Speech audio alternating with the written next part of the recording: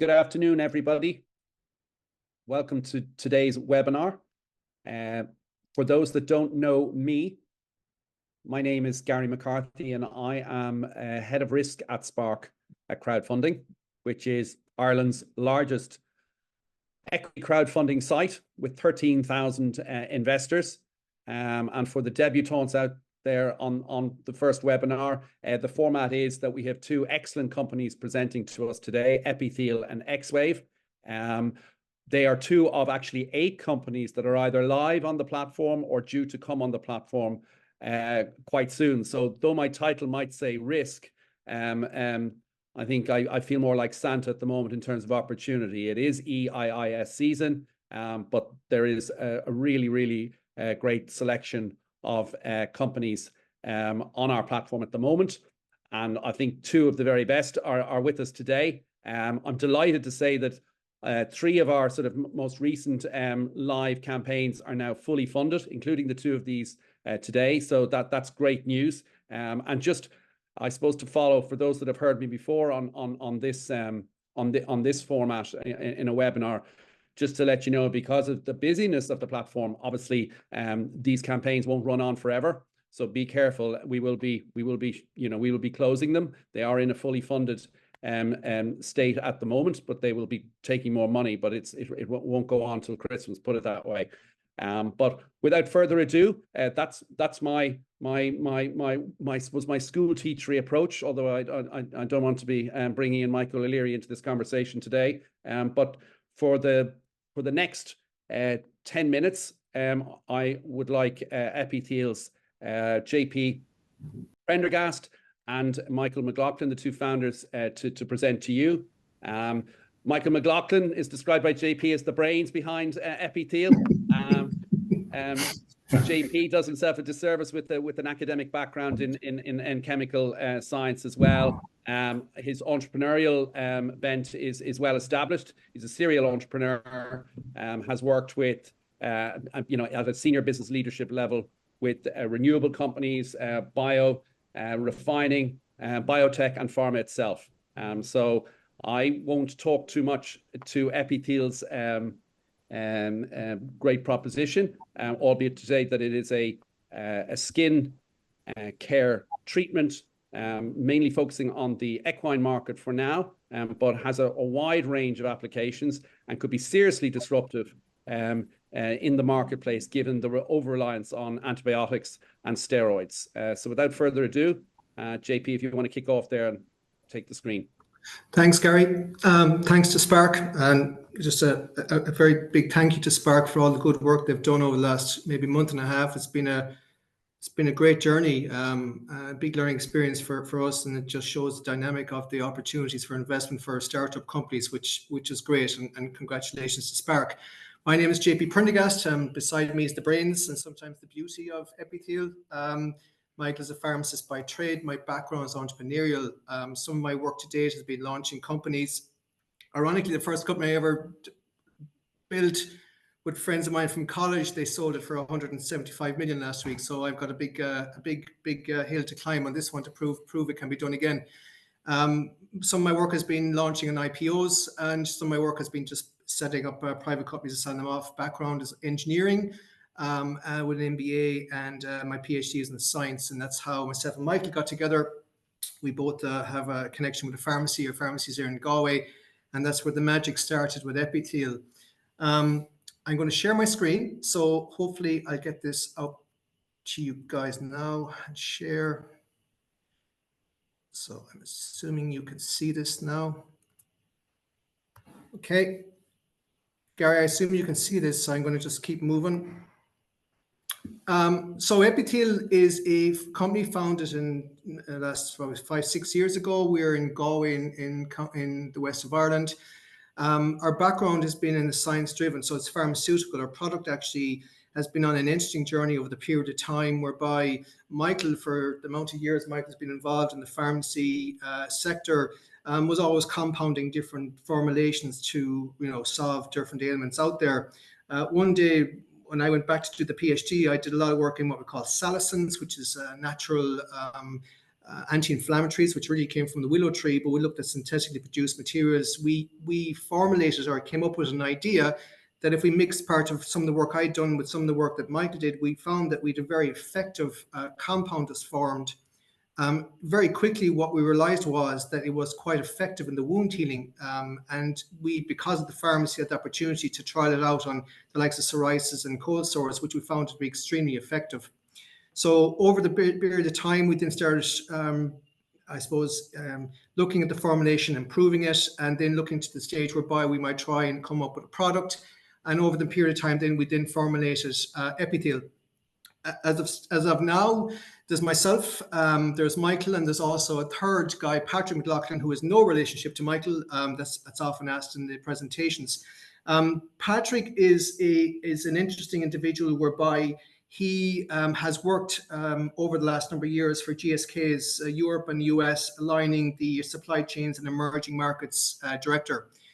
He retired there maybe 2 or 3 years ago and involved in a group called Bebron. He's the third director of our company, and a key element to the ability for us to actually build a company, establish it, grow it, and try and develop markets pretty quickly in Europe and US, which he has the connections for. My background again as entrepreneur. Michael, as I said, is a pharmacist from 1979. As we said, the brains of the whole element here, but very much involved in the regulatory expertise, pharmacy operations, but also compounding different formulations, and being probably the foundation and the founding element to this company, which has brought the credibility to where we are at this moment in time. We look at this whole market here, and we've been asked on numerous occasions what our target markets are, and we know that the global skincare market, we've said before, is 110 billion. You know, that's in going to increase to 115. We know that, you know, between veterinary applications around 30 billion. We've looked very much at the veterinary market here originally for 2 reasons. One, the veterinary market is easier for us to get into. It allows us to establish a market, establish a cash flow, while at the same time being able to co-invest into the human applications where we want to bring this product to. So in this case, we've looked at what we call the large animal market, and we looked at the small animal market. The large animal market, you'll see, would say equine, but also applies to bovine. And the small animal market, which is it's a slight change in the formulation, has now given us a product for wound care for the small animal market, both the US and Ireland. Interesting enough, if you look at the US, you know, you've got maybe something like 6,000 vets worldwide over there. They have an average turnover per practice about 2.2 million, with over 10K visits. Annual spend or average spend on dermatological application for veterinary is over $200. So it's a huge market over there, and one that we're pretty much focused on. In Europe, you've got over 15,000 vets, so that shows you the opportunity here as well. The solution basically is we formulate a new compound, and basically on that compound, we're able to formulate an alternative to what we call the antibiotic and steroid skin market. Again, we've looked at the equine side because we connections in equine, so we're able to test this product on a number of field trials, and also look at its effectiveness for point of view being non-steroidal and inflammatory, but also in its application. And what we found was that we had quite an effective product for loads of treatments, such as what we call motor rash, sweet itch, chronic wound care, etc., even down to foot rot, for example, in sheep and cattle. And this is all something which generates a platform. So the solution that we have is a platform here, which allows us to modify its application to varying markets. And this is what we're going to base the company's growth on going forward. Again, the global market I've just suggested to you was quite big, so from 7.4 billion going on growth-wise. Our unique selling points is that we have it's an alternative, non-steroidal, non-antibiotic treatment. We have completed clinical trial on safety to date. We've completed over 20 field trials in the large animal market and small in regards to its effectiveness, both in wound healing, both in multi-purpose solutions, so treating bacterial, fungal, and inflammatory conditions, but also being able to produce a product which is affordable and effective. And this is where Patrick has been very important in looking at our manufacturing capabilities, which we've now run up to 50 kgs, up to 500 kgs, now being examined, whereby we can now produce a product on the same basis that the likes of GSK are producing product at this moment in time for their varying markets. And this is where this expertise has become critical to our growth going forward for the next 5 years.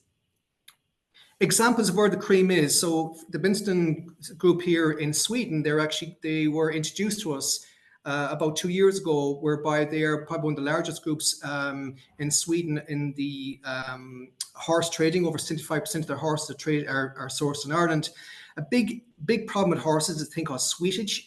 Sweetage is where a mite gets into the skin and it forms an irritation, and the horse then starts to deal with the scratchy element of this, and so it becomes very difficult for the resale of these animals. We gave them the cream under no expectations to say, look, try it out and see how it went. To which the miracle came back was the miracle cream is what they called it. In other words, it cleared sweetage, which is a massive gain and a massive win for Epitheal, and one that we can stand over, not just from our field trials, but also prove back to our FC tests in the safety test to date. Another group we've been working with, Irish Horse Centre in Ireland, over 1,000 members. And this is one of the first trials I want to show you what we did. This is actually from the early days when we looked at these issues. And this was a horse that was hit by a lorry. They tried to stitch the horse up, but it wasn't, the stitch wasn't holding. And so what happened was the horse was to be put down. We were contacted to wonder, would we use our cream on the wound over a period of time to test it as a last resort before the animal was put down. And so a treatment began. And over that period of time, or 60 to 90 days, you'll see that the wound not only recovered over that period of time, but actually the hair grew back the same color as it was originally before the wound, and also the scarring was minimal. So we had nothing called proud flesh. The scar was minimal. We had hair growth back on it. And interesting, if you can see it here, but if you look over here, the far slide, the animal also got a cut on its leg at the same time as part of that crash. The hair returned as grey, where our wound, the hair returned to its full color, which offline I'm hoping I can trial on myself there next year or two, knowing that the hair is going grey on a constant basis. Anyways, another example I wanted to give you was something that we've worked through the pharmacy, and the pharmacy has been a really key element to this, because the pharmacy has given us the practical approach. It's given us a hands-on and understanding what is the need out there, what is the market, what is the competition, what's on that shelf that's out there at the moment to deal with these ailments, and what can we produce to deal with that. And suddenly you see one of our customers under the conditions of the pharmacy actually trialed out the cream for psoriasis, and you'll see the results over a 30-day period, both from back and front here. So we know we've a very effective cream in dealing with this application. The traction validation roadmap to date was, we have funded the program up to now, the project up to now. We've also now secured 250,000 from Údos na Gaeltachta. We've got numerous endorsements. We have patents pending both in the US and Europe. We're expecting them to come through by Q1, Q2 next year. We have lab facilities, but now we've just signed a lease to expand those facilities to accommodate a first stage manufacturing run trial for us, and also for our first 2 employees, including ourselves, to bring the team up to 4 and then 5. We're now extending on to bring additional offices. We have commenced the European medicines application for our first product. We were going to wait for the funding to be completed, but we felt better that we kept the momentum going. So we're now in the middle of that. We are registered as an SME under that registration EMA, which gives us additional benefits for that application, for veterinary application. Again, we've a confirmation validation being confirmed. We've development reports now in operation. We've completed the 50K manufacturing run with a 500 kg manufacturing run to start next. So the marketing sales strategy is based on the combined ability within the group. I think within the pharmacy side, understanding the markets, the products, the opportunities. With Pat's ability, we've now have a number of opportunities both in US, UK, and in UK. So what we're looking to do is the patent will be a platform, and the platform will then generate a number of products both for human and veterinary. So for example, let's take the veterinary. If I take the horse, we have now got a cream, but we also have a spray. We now also have, for example, in the small animal market, we've got a spray, but also we've got a means of producing a medical device using the platform as part of that medical device in badging for small animals. Interesting enough, also we're in the stages where we now have a big multinational in the EU looking to take what we call white labels. So they've asked us to take a white label option on our product. And what that means is that they will actually brand their own using our compound product. They will give us a royalty payment on each one of those sales, and they would sell it as their own. There is no exclusivity involved in this, so we hold on to all rights of that. And this is interesting because it's just been the first bite we've had from Europe. We anticipate that will grow over a quick period of time. To give an overview here, and for most of the people here, is show me the money game here on Epitheal, is I'm giving you a kind of a projected profitability within the company. Now, this is interesting for a number of reasons. Number one, we anticipate that the growth will go from year 3 to 1.5 to 5. But this growth is for large animal markets only. It is not for the small animal market. So we're not including the profitability of the small animal market. And lo and behold, we have not even engaged nor tried to include the application for the human application on this. So I think we've been quite smart in developing a platform which has numerous applications over numerous markets. We have formed a team who are extremely capable, both from, I suppose, entrepreneurial, from startup to exit, to ability to roll out within Europe and US with connections, but also the likes of Michael, who is key in looking at different formulations and different opportunities here. So Epitheal is an interesting dynamic here. And for me, it's been a phenomenal journey. I think the next 3 to 4 years will be another phenomenal journey. I think as an investor, I believe that this will be a really intriguing opportunity, understanding the regulations coming in for antibiotics within the veterinary sector, but also replacing certain elements in the human application for skincare using non-steroidal, non-antibiotic options. So again, as confirmed, it's patent pending. We're a HPSU client. This is under EIS, so it's a 50% rebate. Target equine, and looking at the founder investment, we actually have up to 500k to date with the other options, and we've quite a credible team. So on that note, I think I just want to thank everyone for, first of all, listening to us. I really want to thank the investors to date in trusting us to get this company up and running. We do have the ability, we do have the vision, we do have the drive. And I hope that anybody who has invested will be rewarded accordingly. And I again, thank Spark for all their help to date on this. So I'm going to hand it back to you on that one, Gary, if that's okay. Thanks, JP. Very succinct presentation. And again, it was mentioned in that final slide. It should advise all people on the webinar today that both opportunities today qualify for 50% EIS tax rebate. Just moving into the Q&A session now, I just want to introduce my colleague, Fergal Power, who will be fielding in some of the questions that come up on the, as I said, on the Q&A tab on your screen. Please use that to submit your questions. Fergal, do you want to kick off there for JP? Yeah, for sure. Yeah, thanks. Great presentation, guys.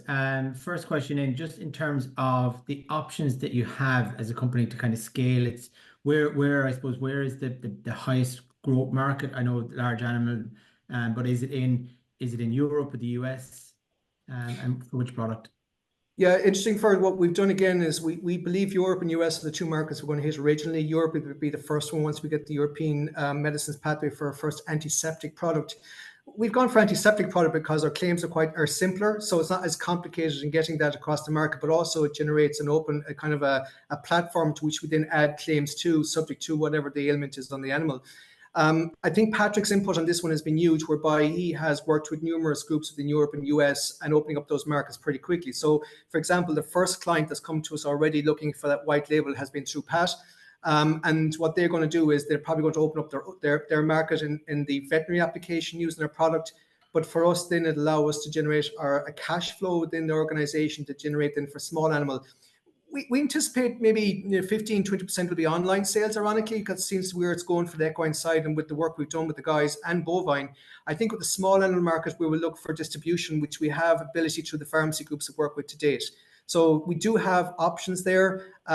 Look, this is a simple product. It's a cream that deals as an antiseptic product. It works. You feel it, you touch it, it works. So it's a simple thing to understand. Even though it's complicated in its application, its results show very quickly its ability. Thank you. Thanks, JP. Thanks, Fergal. Quick one also just on this, I suppose the pathway to you said it's simple in terms of being able to get to the shelf. What sort of timing are we talking about here in terms of permissions and licenses? Yeah, we expect that we would have, so we're already dealing with the Medicines Board, European Medicines Board already, Gary. We use a group called Pharmalex over in Germany, who are probably renowned in establishing medicines applications, submissions, and getting licensed across the line. We think that's really important. Again, we've taken that guideline over at Pat and Michael, that's what the larger companies use. So they'd have a vast amount of experience in doing that. What we don't want to do is we want to spend this money wisely, in the sense that we spend it on the medicines approval, because that puts now a value of by 2 onto the company once we get that first product. So immediately, your value is going up twice within the investment. But really for us, it's once we have the ability then to look at distributors within Europe and the US. I think the pathway for us really be, look, our goal is get to the human application pretty quickly. So once we have the first antiseptic product on the line, we anticipate that the small animal one will carry about 6 months later. That's the middle of next year. So you see by next year we'll both have large animal, small animal antiseptic product on the shelf, with the introduction to the US the following year. In the interim, however, this is interesting. What we're doing is you're also collecting your data as you're generating these products that then follow through into the human side, to then show the ability of what the product can do and be used as submission proof going forward. So it's kind of an interesting two-sword effect on this one, but certainly when we feel the most effective. And actually, if I could just stay on that, because it's tied into another question that's come in there. You mentioned the sort of the switch into the human market. What is the cost associated with that pathway, do you think? Yeah, it depends what claim, Michael, isn't it? It depends what claims you make and how you make them.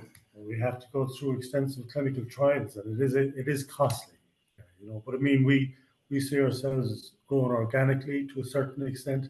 That would pay for a certain amount of that trial, and we may have to go for a further round of funding in terms of the human side of things. But certainly, we have a lot of work to do in terms of the large animal and the small animal, and the market is lucrative.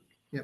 So once we get to that stage, we will certainly have a good look at the human side and see how we approach that.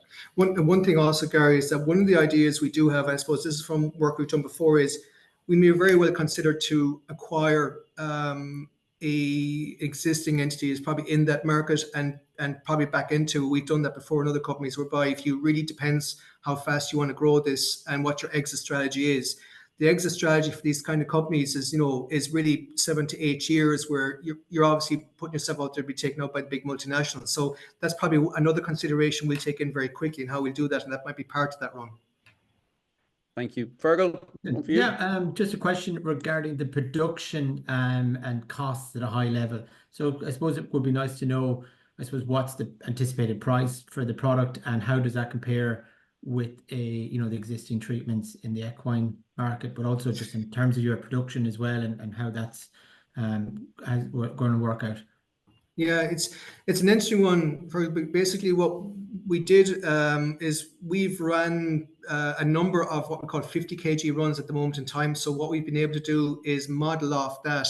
We've actually, again, GSK, I probably won't say it to us, but we've been able to use Pat's experience in the manufacturer. So he'd have been site director for the manufacturing plants here in Ireland. So we've been able to use his experience in the manufacturing cost. So we anticipate that our product would sell for about a 200 gram unit, would sell between 50 to 60 euro for a tube. Our cost of manufacture is coming in around 354 euro. And then you've got your distribution, and then you've got your distribution costs on top of that. The biggest thing for us really will be the larger we become, and probably the more effective we are. If we do go, for example, the cream, which is the 200 gram, ironically, we're looking at the smaller tube, the 30 gram one. It's even more cost effective to produce the 200 gram than it is the 30 gram, because it's more the packaging and the container that's probably the biggest element of this. But one of the things we are looking very quickly as is a spray, whereby, particularly with the larger animals, where they won't want a cream put on, we have a spray. We've actually looked at that dynamic of cost. It's more the manufacturing process is that we have to find to do that, rather than actually the cost of the product itself. And so that's probably one of the things we do very quickly. But we would have quite a lot of experience in the team and how to produce this at the right price and get on the market. And then I suppose the work we've done to the pharmacies and how you sell that. How does a pharmacist or a veterinary individual buy that? Is 2 for 1, 12 for 1 on 12? Is there a rebate on that? How we do that rebate? So again, I suppose our experience again from the pharmacy side on the ground, but also Pat's might give us that ability as well. Most of the product that's available at the moment for various conditions are either antibiotics or steroids. And with recent regulations in the EMA and that, they're all on prescription only, which means you have to actually call out a vet. And the expense of a vet is very, very expensive. and the expense of the product then that you have to purchase is usually fairly expensive. Our product will do it better than the antibiotic, do it better than the steroid, and is available over the counter without prescription, will be available over the counter without prescription, which is a big issue. It means it's readily available. You can walk into a pharmacy, you can buy it, or you can buy it in any store that's a co-op or whatever, and it will be available without prescription, and thereby reducing the expense to the farmer or the. It's really interesting, actually. It's really interesting. The CEO of the Breeders Group, Noel Kilroy, when he started using it, he used to treat the animal with penicillin as he used to treat the animal. So he doesn't treat them with penicillin anymore. He just uses the cream.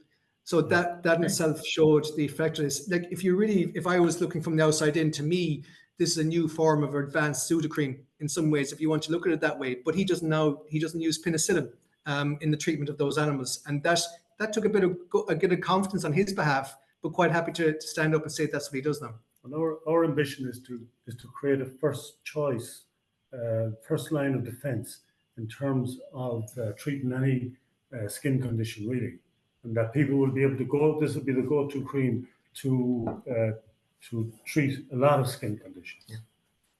Excellent. Thanks. JP, just a quick question. It came up in a couple of times in your presentations in terms of, I suppose, white labeling. Then there was production, and I suppose that the leading question is around exits. But could you just summarize quickly your interaction with multinationals out there, and what were the subject of those discussions? Yeah, again, I suppose myself and Pat have done quite a lot of work on this one, Gary. So we've dealt with one specific multinational that actually has invested in looking at the efficacy of the cream itself, and as a consequence, this is part of the deal. Is that they've asked for is that once we get our medicines pathway, that they'll take that white label. So they're probably one of the biggest 5 multinationals out there. Interesting there, we believe their tactic is that probably part of the tactic is they are trying to replace existing products on the human application that uses other types of ingredients which probably aren't as effective are being taken out. They would see this as probably as an opportunity to replace that. And so their starting point would be the veterinary side. And I think the investment they've put into this. With Pat, interesting enough, he's opened up the markets both for GSK and beyond. So he would have dealt with all the smaller markets. He would have introduced a number of products from Ireland on the shelf. So he would have that network for us. But even interestingly more than that is some of my work I've done in the US is that there is a really big opportunity in the US, independent of what's going on, the whole presidential thing at the moment. There is an opportunity in the US in looking for alternatives which are natural products in a sense that replace that antibiotic usage out there. And it's becoming a real difficulty and a market opportunity. So I suppose if you want to look at it, we have existing established already a multinational will take a white label from us. We have existing opportunities with other companies through Pat. We do also have distributors from the pharmacy, our own pharmacies that we have that will open up very quickly that opportunity. To the extent we've had a conversation last week with a company who wants to partner with Epitheal on its product for the veterinary market, but specifically for the small animal market for the US. So there's definitely opportunities out there, Gary. It's more in the proof of the pudding to now has been, can we formulate a cream that works? Can we package? Can we produce an end product efficiently, cost effectively, and it means it works? And now that hard work is starting to come to front now, which is great for us and great for Epitheal. Thank you. And I suppose I'm conscious of time, and we have another presentation. And just to people that have put in, I can see quite a few questions here. We will answer them offline as well. But one final one, given that you led up to it rather beautifully there, JP.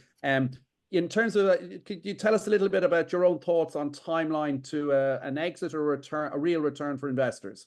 What's in your mind? And obviously there's a veterinary aspect, and then there's a human bit. I mean, does it happen during human, before human, or what sort of timeline is most realistic in your mind right now? I suppose it's you don't want to overpromise. And one thing we've learned in Epitheal is underpromise and overdeliver. I've learned that myself through life. And if you overpromise and suddenly don't deliver, that confidence goes down. I believe honestly that the veterinary will establish itself. I believe once we start looking at the human application and looking at the products with claims, I think Epitheal will be open to some type of either a buyout, takeover, or some type of partnership amalgamation. I've no doubt. And I think it's going to be important for Epitheal because, we as a small entity in the west of Ireland, to break those markets could take years. Our patent is only so long. our goal should be to partner. Our goal should be to look at companies that are interested in our product stuff. So, you know, when we talk about these things and you talk to the likes of Ernst & Young, is what's your exit strategy in 5 years' time? You know, do you want to be bought out in 5 years' time? Where do you need to be in 5 years' time? What you have to be? And for me, between the next 5 to 7 years, I've no doubt that Epitheal will just be taken out, because we'll have done all the hard work. We'll have established the markets. We'll have proof of concept, and also we'll prove that the platform, and remember, this is a platform where numerous products can be applied from, will then certainly show its value. So that'd be my thoughts on it, Gary. But again, I don't overpromise in these situations, just don't know where things go. But all I do know is the cream works. It works really well. If we can just make sure my grey hair can go back to the same color as that bonus down the road, then I certainly might hang on to a bit longer. I might need it for a bit longer as well, you know. So yeah. So let's see how it goes. Good finish. Well, you know, if you can help our investors reduce their grey hairs in a timely exit, that's all for the better too. But look, on a more serious note, it's very clear that the preparatory work has been really impressive. You've got production going. You've got sort of what I call multinational distribution options. It works, as you say. Great testimonials, well worth a look in the video and in the information documents on the site. But thank you, JP. Thank you, Michael. Well done. And we will now move swiftly on to Mitchell O'Gorman at xWave. As by way of brief introduction, Mitchell, I don't want to steal your time or your thunder. I hope you can hear me okay. Yeah, all good. All good. Yeah, just as a sort of, again, this is a fabulous opportunity for investors. Mitchell's background actually is in the sort of the whole area of commercializing digital technologies. In his own history, there's been he was actually head of innovation at Independent News and Media. So a really strong commercial background, a fabulous decision assist software tool for radiologists. It's all about efficiencies, getting the right X-ray, the right imagery for patients, for radiologists in quick time. It's hot to trot, I'd say, in the marketplace right now in terms of governments around the world struggling with balance sheet debt issues. Interestingly enough, today I was just reading in the FT that Berlin-based Media Air has just raised $12 million. And funny old game, it's an AI-assisted way of making MRI diagnostics more efficient. It's an efficiency drive around MRI diagnostics. That company is Media Air, and it's Berlin-based, but it was a $12 million raise. So I'll say no more. Over to you, Mitchell, and give us the best. Thank you. Brilliant. Thanks, Gary. Hi, everyone. Thanks for joining us today. My name is Mitchell O'Gorman. I'm the co-founder and CEO of xWave Technologies. We're a health tech company with a mission to transform diagnostic pathways, support clinicians in making faster and more accurate decisions.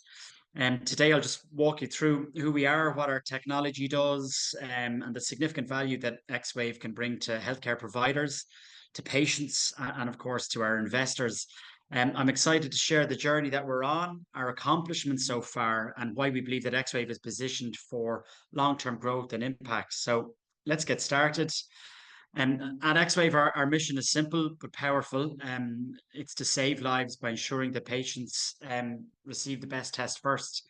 In many healthcare settings, the journey to a correct diagnosis can be complicated by unnecessary or inappropriate scans, which can lead to delays for patients in their diagnosis, and poor outcomes for patients, but also, of course, increased costs and growing waiting lists. So to address this, we've developed a cloud-based software solution designed by a team of leading radiologists.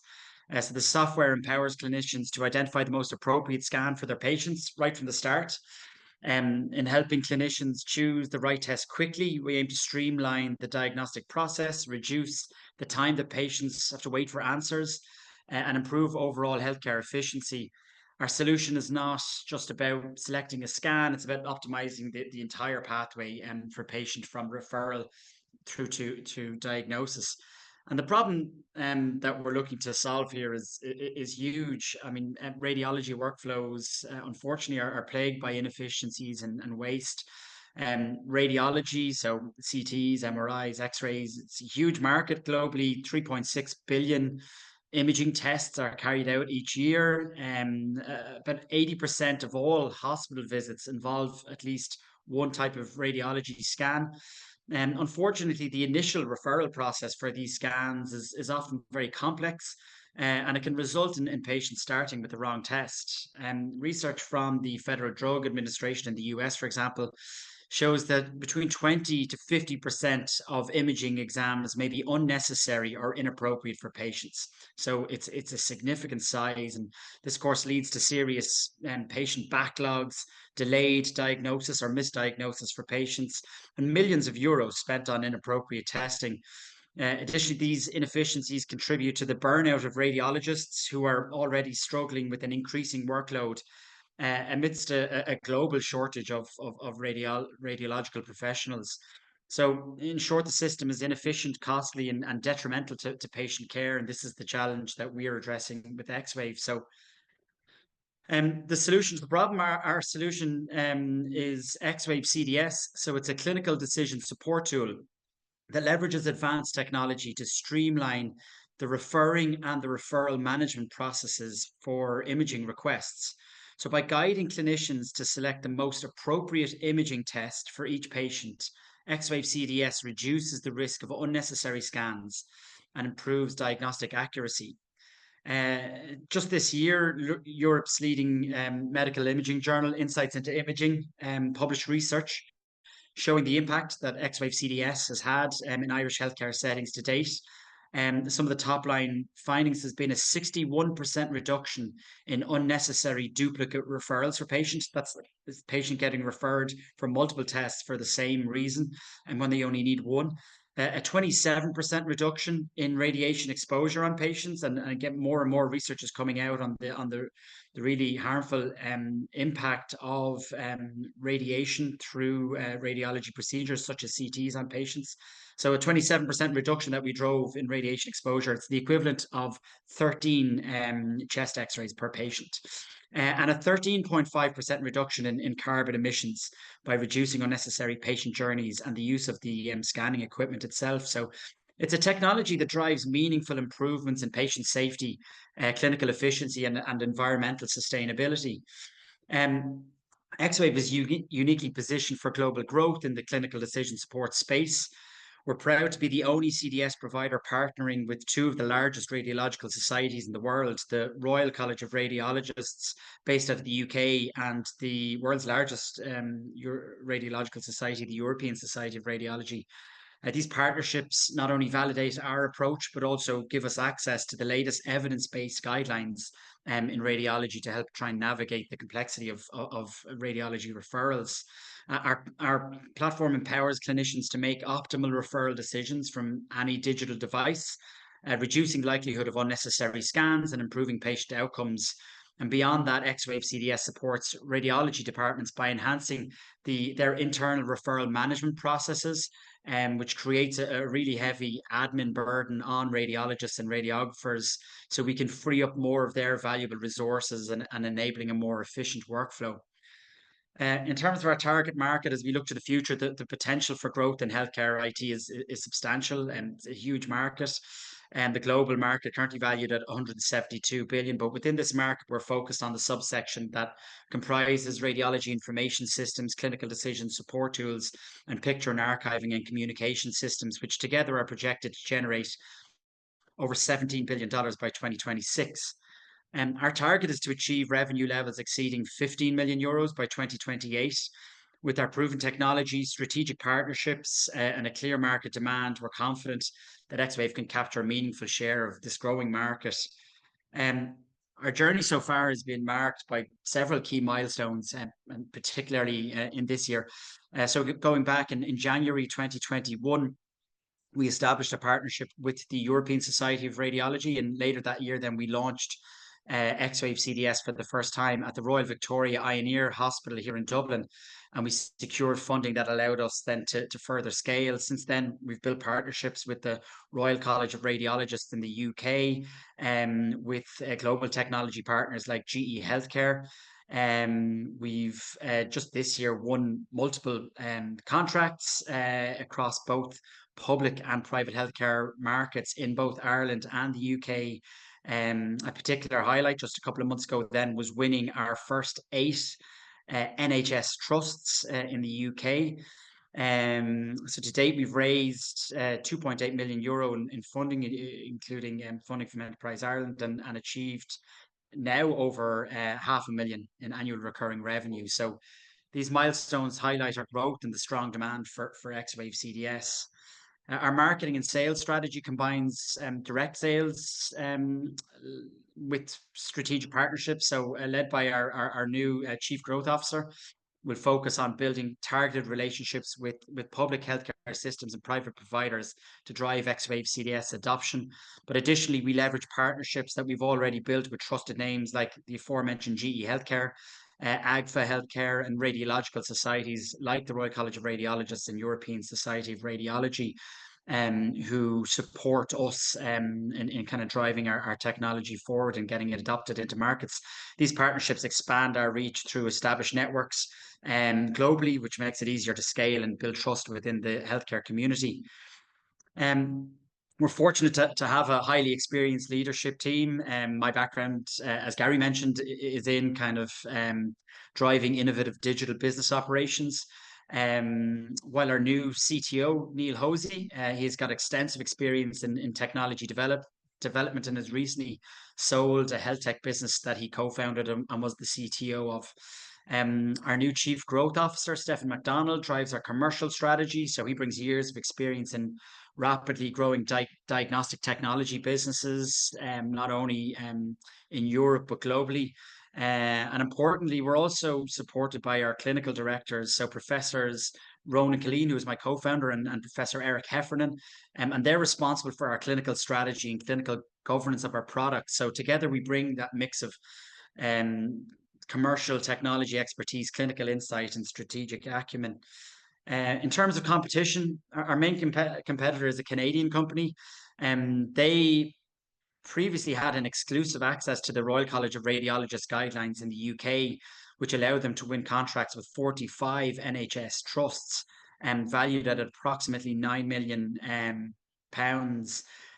Those contracts will be up for renewal now within the next 3 years, which presents an opportunity for xWave to compete.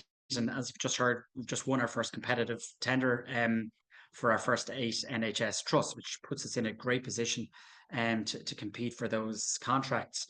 In addition, we have those unique partnerships with both the RCR, Royal College of Radiologists, and the ESR. And our competitive advantage is that we're the only provider offering CDS software also with digital referral capabilities. That gives us much more scope for growth across both public and private healthcare sectors, regardless of the level of digital maturity. So there's still a lot of paper across healthcare, and we can help displace that by also incorporating our CDS within our own proprietary digital referral solution. So this unique positioning will be enhanced then as we start to bring our first AI-driven products to market. To support our growth, we set about raising a minimum of 850,000 in equity capital, but we had 725,000 quickly committed by our existing group of investors. So this round is EIS qualifying, allowing investors a 35% tax rebate. Despite the massive revenue growth that we've had so far in 2024, we've maintained our prior valuation of 8 million as a thank you really to our existing investors. And we're on track to reach an ARR of 2 million by 2025, with the potential for a 5x return if we hit 5 million ARR by year 3. Our financials are strong, no debt. We've got a lean cash burn of about 60,000 per month. Our likely exit strategy is most likely a trade sale to a global healthcare partner or a private equity firm. There's obviously huge interest in healthcare and in this space of radiology. As I said, radiology is the gateway to all healthcare. So in summary, xWave is led by a team respected in radiology, targeting a section of the healthcare imaging market projected to reach $17 billion by 2026. We've a really strong pipeline and with a target of 15 million euros in ARR by 2028.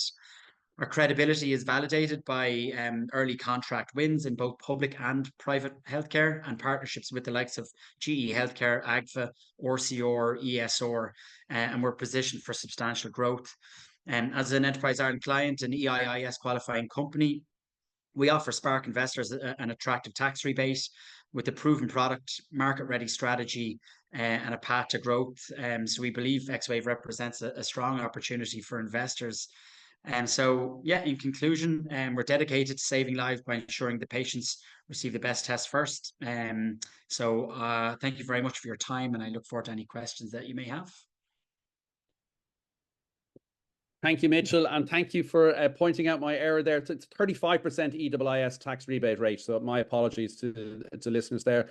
Fergal, if you just want to join us there again for the Q&A. Yeah, for sure. Yeah, First thanks for that, question. Mitchell. So I suppose the first question, I think we spoke about this previously.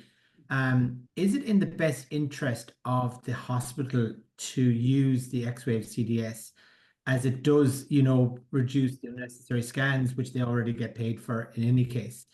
So what's the kind of, I suppose, the conflict on profit there to, becoming a kind of an optimal solution for the best scan first? Yeah. So there's two parts really to that question. Number one is public healthcare.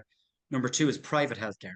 So in public healthcare, they are really struggling with over demand on radiological services and an undersupply, particularly in human solutions. Radiologists, the numbers have fallen off a cliff at the moment in the UK. There's a 27% shortfall in radiologists. The RCR expect that to reach 40% shortfall by 2026. The demand on radiology is growing significantly, particularly with the ever evolving growth in the capabilities of MRIs, CTs, PET CTs, particularly for cancer pathways, and the need for speedy diagnosis. So you have that massive imbalance. So it's very clear where you have a clinical decision support that ensures that patients are getting the right test the first time around. So they don't need to get a test 6 months later, they still have the headache and they need to come back and get a different test. And then all of a sudden it's like, look, we found something with the second test. And everybody has a story like this. Everybody knows somebody who's had to go through this process where a scan was performed, nothing was found, and all of a sudden another scan was performed and then they found something. So what we're trying to do is get that patient first and foremost the diagnosis that they need early, so their treatment can happen early, and you reduce a lot of kind of expensive treatment down the road for that patient by getting that early diagnosis, but also help public healthcare systems reduce their backlogs and their waiting lists, many of which are waiting probably for the wrong test or a test they don't need. On the other side, private healthcare and those providers who do get paid per scan. So we've won significant private contracts this year, and so it might seem counterintuitive, but really it's not, because for private healthcare, what we do is we use clinical decision support to bring massive efficiencies into their business. So they have to pay radiologists and radiographers to actually, the process is called vetting, where you actually look through every radiology referral that comes in, and there's an actual legal requirement for them to do it because radiology has radiation exposure. So you need to make sure that the risk of radiation exposure is justified for every single patient. But actually, where you bring clinical decision support in, you're almost pre-vetting these referrals as they come in, and that can bring huge savings into private hospitals. And the other thing is, it aligns the private hospitals with their payers. So somebody is paying for the scans. So for example, a private healthcare group that we've just contracted with nationally in the UK, the NHS is one of their biggest customers, and NHS is mandating the use of CDS. So to give them a competitive advantage in winning more NHS work, they can say, look, we're using clinical decision support in our workflows, just like you mandate. So we can prove to you, whether it's to the NHS or whether it's to private health insurers, that we're using your money responsibly and appropriately. And importantly for them, they're driving better patient outcomes, improving the quality of the services that they provide. Excellent. Thanks. Thank you. That's very interesting on the private side of things. Really interesting. That's a point well made. You mentioned competition there, and if you could just a couple of questions. So I'm amalgamating these questions, aggregating these questions on the competitive environment. You mentioned a Canadian competitor, and then just generally speaking, the win on the NHS contracts. What sets you apart, in your view, from the competition in these wins? Yeah. There's one key bit that sets us apart at the moment, which is that not only do we provide clinical decision support software, so we can plug that clinical decision support software into any existing digital referral system. Our competitors can do that as well, and that's their primary method of deployment. So we match them in terms of their existing capabilities. We have also developed our own digital referral technology that can be deployed via web or via mobile. When our competitor went out and won those 45 trusts, which accounts for just over a third of NHS England trusts, even though this is being funded centrally through NHS England to try and help deal with their waiting lists, the other trusts couldn't take it because they didn't have the digital referral capabilities that you need to deploy clinical decision support. So we can now provide that. So to give you an example, we're in discussions with a large region within the NHS. They've got 6 different trusts. 2 of them have digital referral capabilities, but the other 4 don't. And so they have not been able to procure CDS, even though they need it, up until now. Now that we're in the market, we can match the needs of all of their 6 trusts by integrating CDS into the 2 digitized trusts that they have, and also by digitizing and introducing CDS into the 4 that they don't.